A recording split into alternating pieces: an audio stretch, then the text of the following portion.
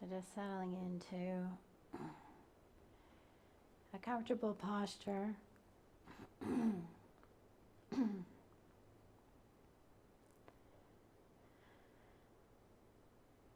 posture that is upright,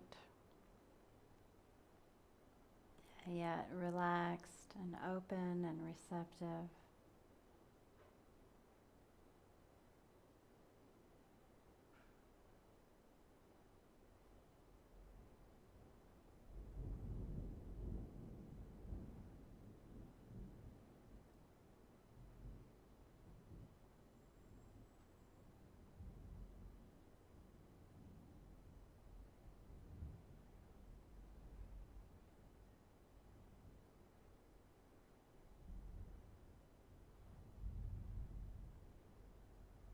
Just delighting in our current conditions.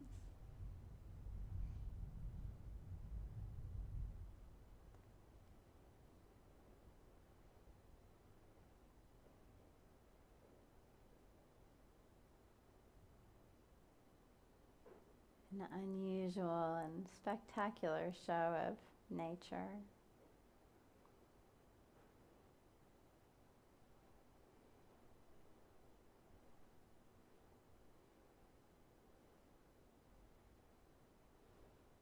But also we can find delight, we can create delight in our more mundane conditions.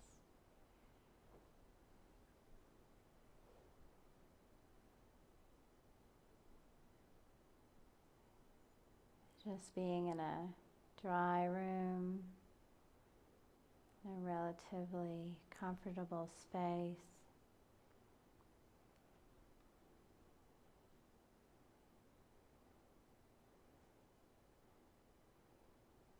With good people doing the same work we're doing.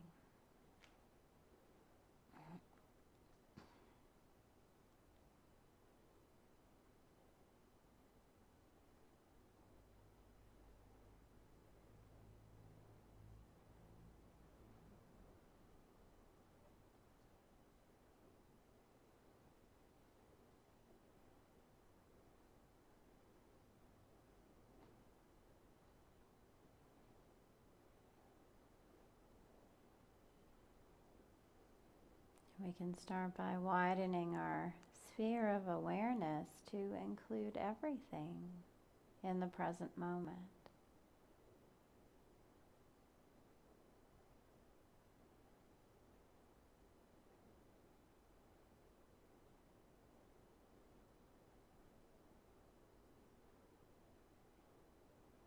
Sights, sounds, tastes, smells, touches,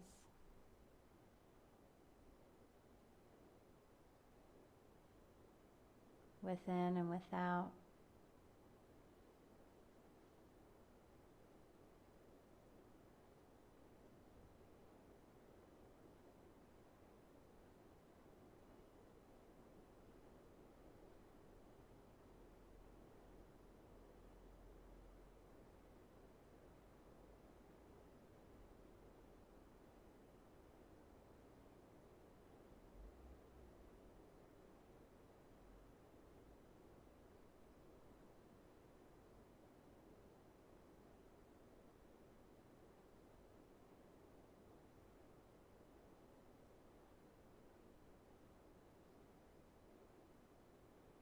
And being aware of everything in our present moment,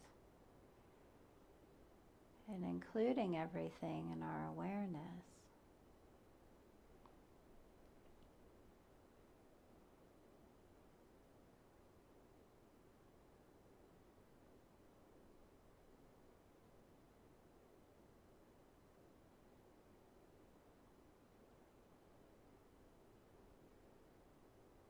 But being careful not to attach the attention to any one thing just yet.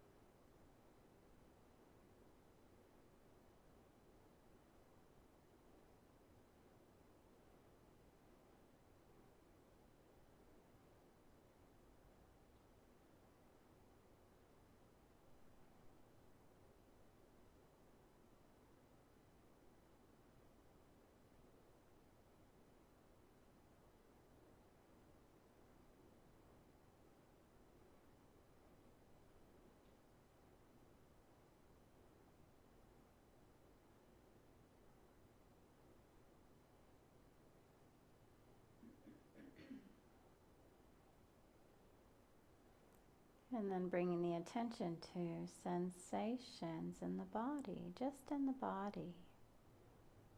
Sensations of the breath, sensations touching the body, within the body.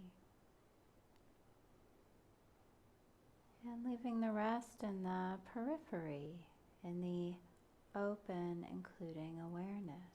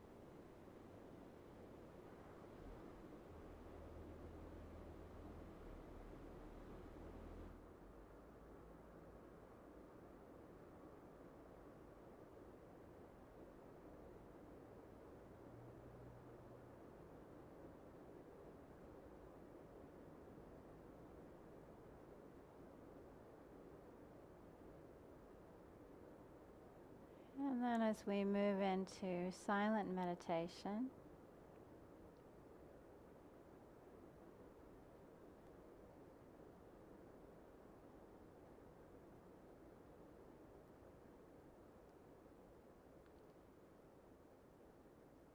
focusing the attention further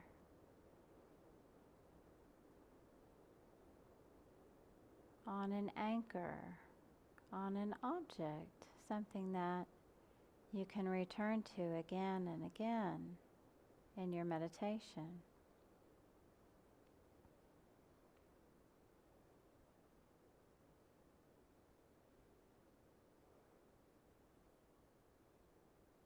The sensation of the nose, of the breath at the nose, or in the chest, or in the belly. A mantra like kindness or patience.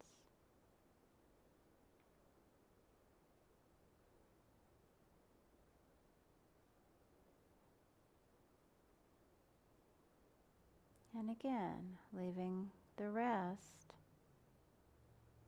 in the periphery, in the awareness.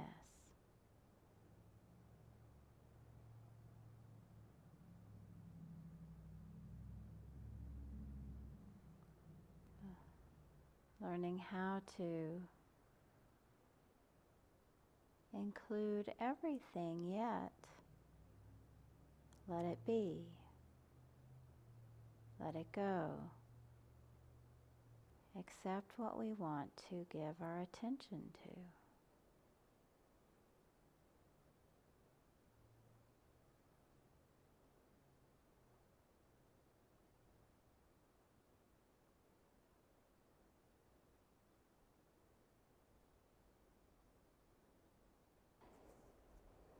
I've been starting with a little bit of a reading from Ajahn Chah the last few weeks, and I think I'll just continue with that.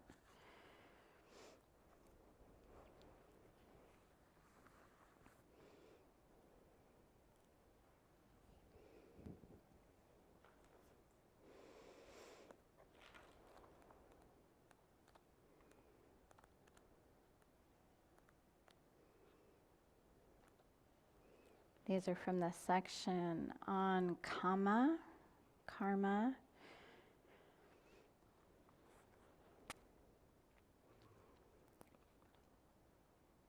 When those who do not understand the Dhamma act improperly, they look all around to make sure no one is watching. But our karma is always watching. We never really get away with anything.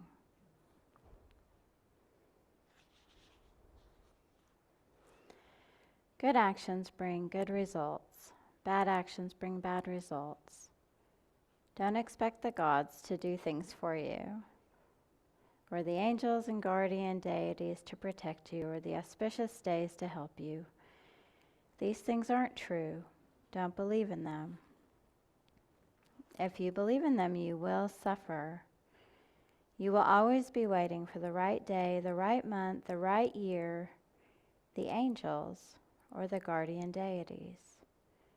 You'll only suffer that way. Look into your own actions and speech, into your own karma. Doing good, you inherit goodness.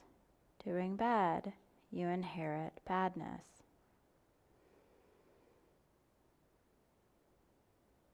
Through right practice, you allow your old karma to wear itself out. Knowing how things arise and pass away, you can just be aware and let them run their course. It is like having two trees. If you fertilize and water one and do not take care of the others, there is no question which will grow and which will die.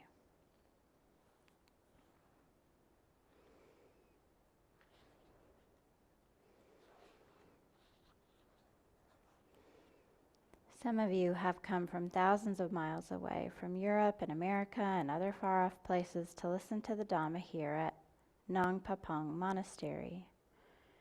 To think that you've come from so far and gone through so much trouble to get here. Then we have all these people who live just outside the wall of the monastery but who have yet to enter through its gate. It makes you appreciate good karma more, doesn't it?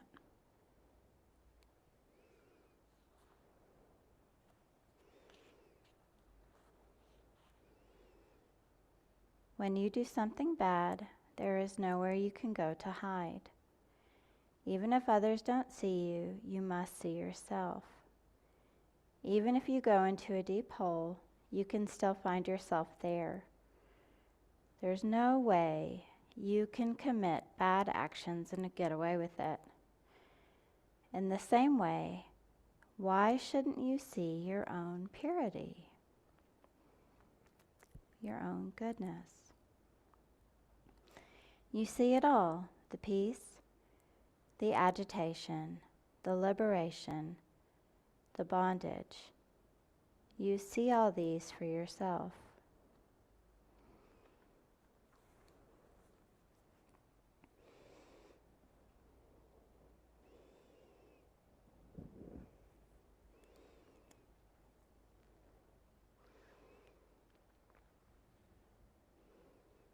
I appreciate that section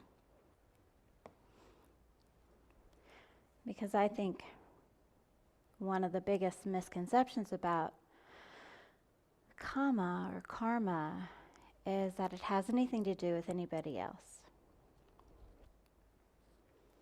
That we send out sort of badness into the world and we get badness back, or we send out goodness into the world and we get goodness back.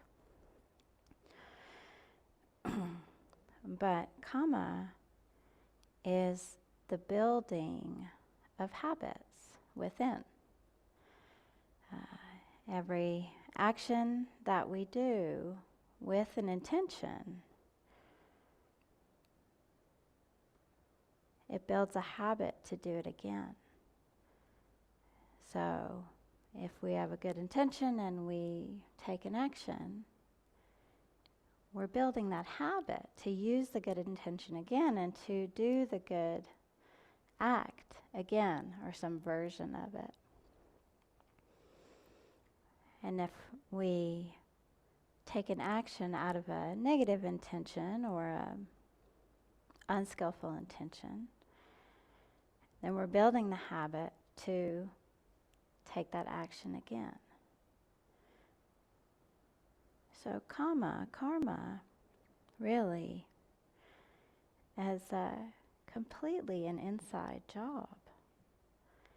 It just is. And we really have to focus on our side of the street. We can put ourselves in good conditions, like coming here, being with good people, hearing the Dhamma, or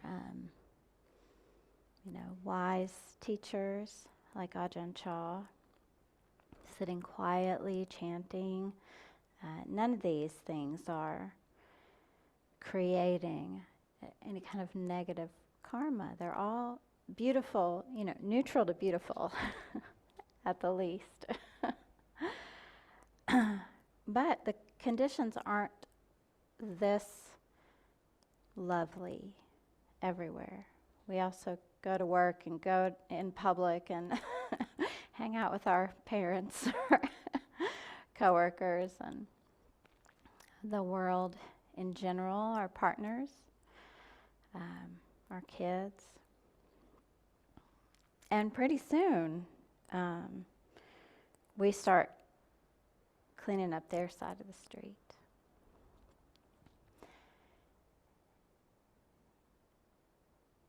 And of course, if our loved ones, if the people nearest to us, if the people on the sidewalk, if the people at Safeway were happier and kinder and gentler and more mindful and easier going, then we would be naturally kinder and more helpful and more at ease and happier and gentler, because we do respond strongly to our conditions.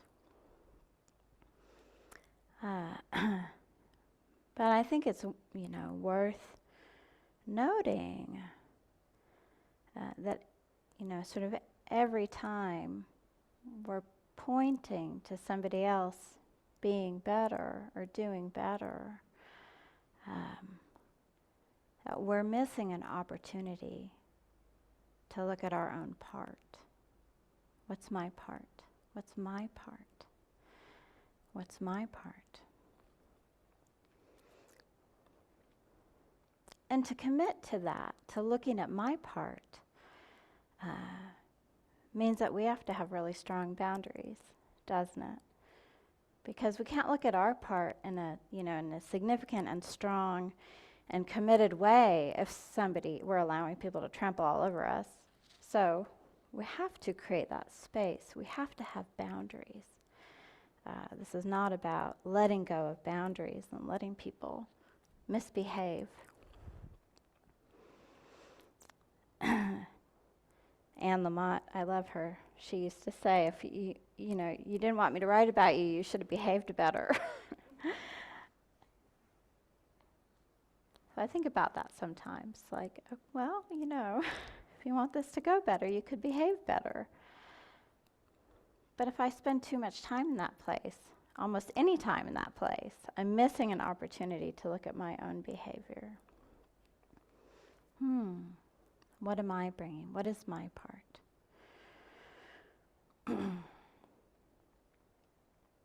How is my practice? What habits am I building through my intentions and my actions?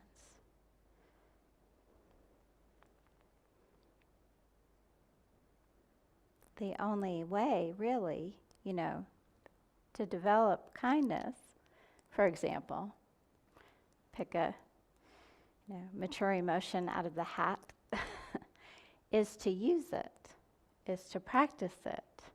We can't develop kindness through irritation. We can't develop kindness. I know this from experience, that you can't develop kindness through irritation and fixing everybody.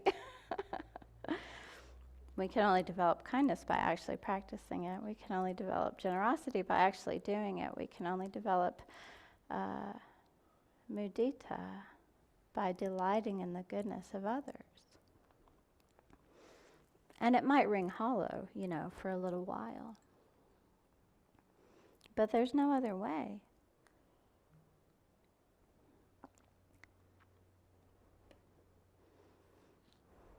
You can only have a house if you build it.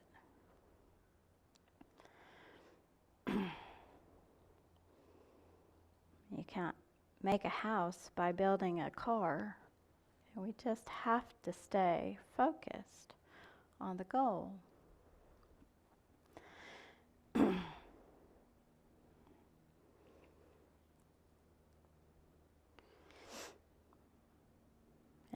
And we're going to be talking later today in a different program about energy, how to steward our energy, how to build energy, how to let go of energy when it's focused in the wrong places. This is a really important skill because we can squander our energy, the energy that we have to give, to put toward developing our part. We can squander it. And then we don't have energy left over for our own work. We're busy fixing and categorizing and making this better and that better and this better. We forget to turn around and notice what's going on in here. I think I told the story recently. I don't know if I told it on Sunday, but a few months ago I was fairly stressed. And it was just normal stress kind of stuff, busy at work and had a big trip coming up, a lot of planning and sort of ending this big project, a lot of work. And right before we were supposed to, my family and I were going out of the country for a vacation, our first one ever out of the country. And I took that opportunity to try to learn how to use my mom's sewing machine, like from the 70s. The sewing machine is about my age. There's no real easy way to learn how to use it. But I was determined to suddenly be sewing. Pillow covers were necessary.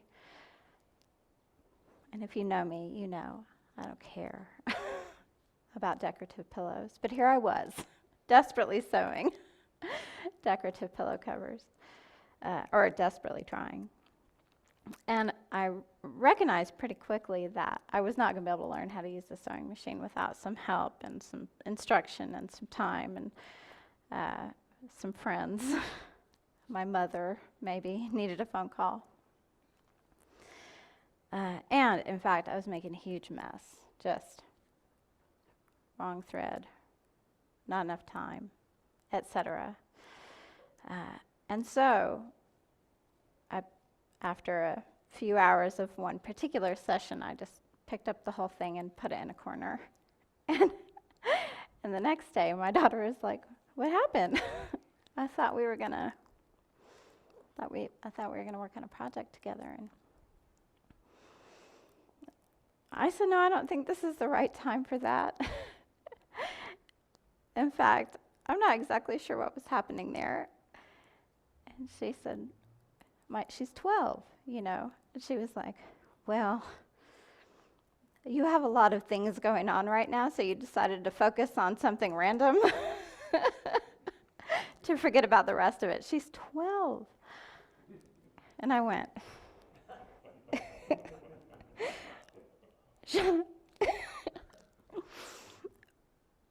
and this can happen, when we forget about stewarding our resources, asking what's my part, seeing unskillfulness arise, wanting to push aside stress rather than deal with it.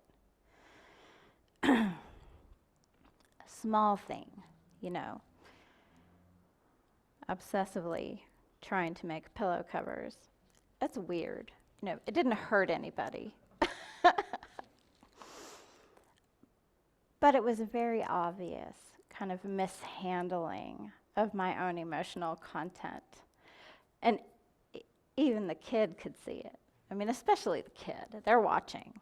If you have a kid in your life, they're like this all day long. Oh, look at Mom. Mishandling her emotional content.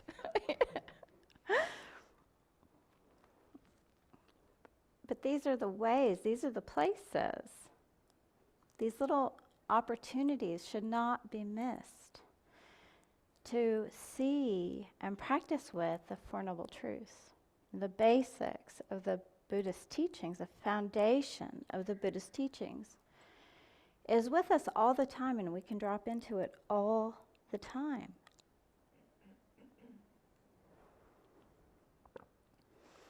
So there is suffering. There is stress, there is dukkha.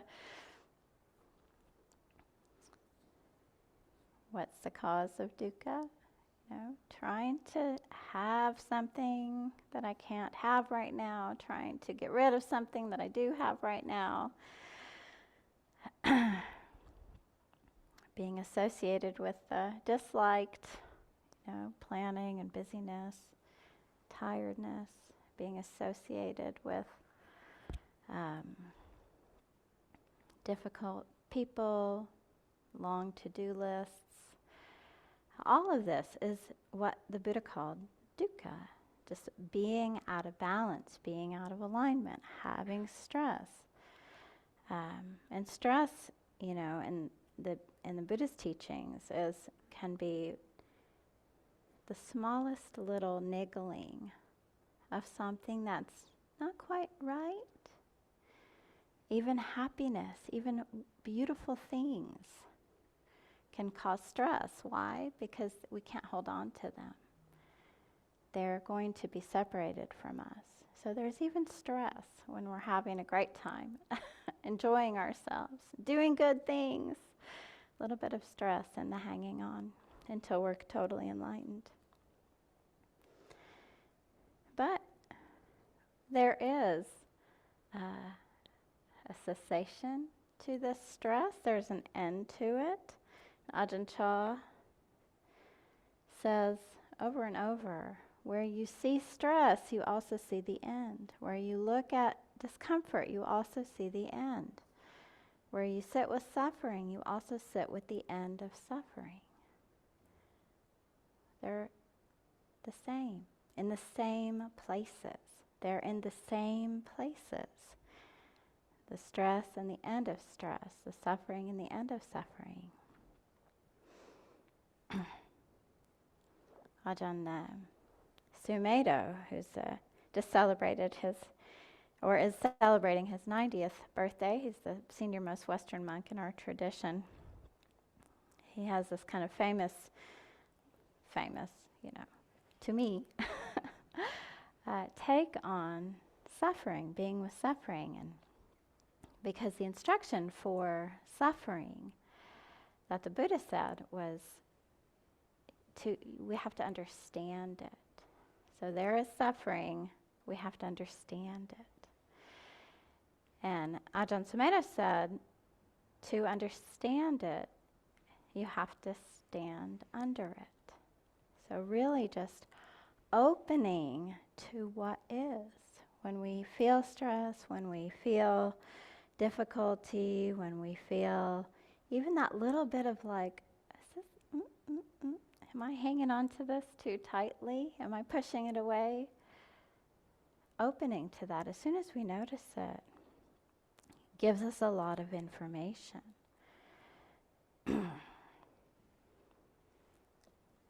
And once we kind of develop that skill of looking directly at stress and difficulty, then we can move through it a lot quicker. It doesn't take, 3 meditations and 4 handmade pillow covers. Just ask your daughter first, what's going on with me? Open to it. Open to it. What's going on here? This is really weird. And we don't have to judge ourselves or judge other people or point fingers. That does seem like the kind of the tried and true journey through suffering. You did it, no, I did it. I'm mad at you, no, I'm mad at me. Then there's this giving up, which is the beginning of the end of suffering, this giving up of holding on, this giving up of trying to fix it, this giving up of blame and shame, sympathy and pity, and opening instead to what hurts. Well, what is it that hurts? And we get to see what it is, and then we can start to ask why. Oh, why does it hurt? Why does it hurt when I think about that? Why does it hurt when I look at that directly? Why does it hurt? Spoiler, it's not their fault. Also, it's not our fault. Conditions have come together in a way that are causing stress. So not just, I say just, but we know it's not just. Noticing and then going there.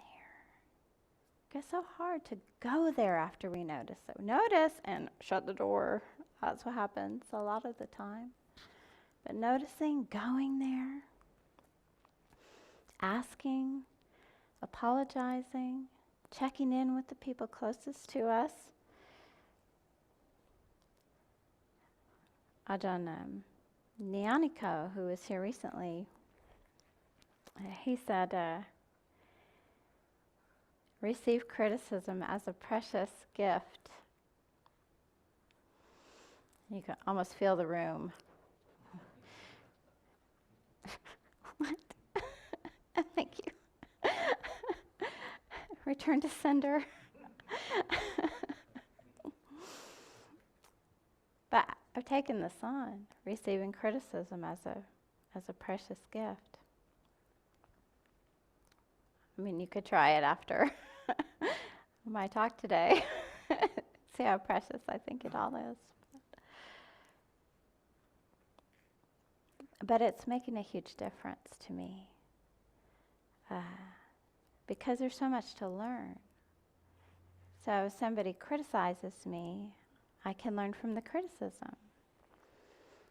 Or I can learn from how I take criticism. Or I can learn something about the person. Or I can learn something about myself. Or I can learn something about the conditions. And it may be that that criticism doesn't apply. That's okay. Then I know it doesn't apply. Then I can move on. Or maybe that it really applies. Then I need to apply myself. So opening to that which is difficult as a learning opportunity. Enjoying the process and appreciating